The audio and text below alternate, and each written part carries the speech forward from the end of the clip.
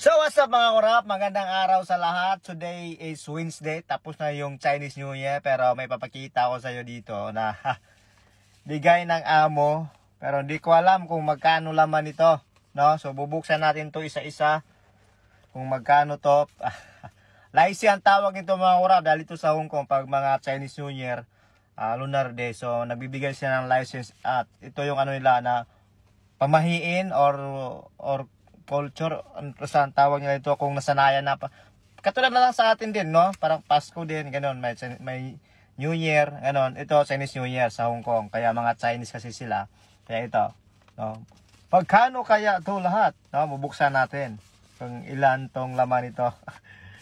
Nakakaano, di ko pa nakita to eh, kaya tiningnan natin. Ito muna maliit, sa maliit tayo muna.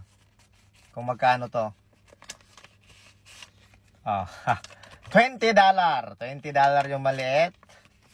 Kaya dito muna tayo sa isa. Ito.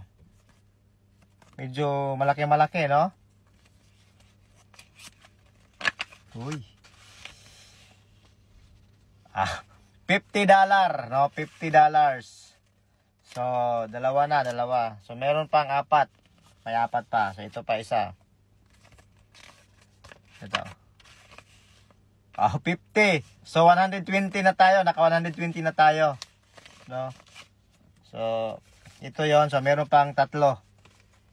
So ito. Isa pa.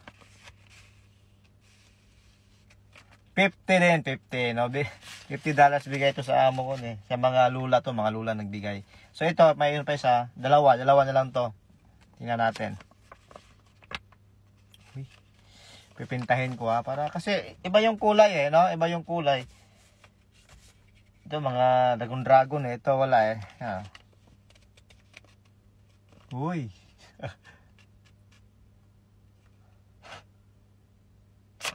$100. $100. Okay na to, 100, no? Ito pa isa. Ano siya?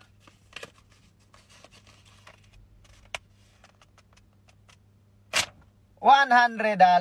So, tatanggayan natin to dito. Ito. 200. 250. So, wala man tayong pera. So, gamitin na natin to. 300.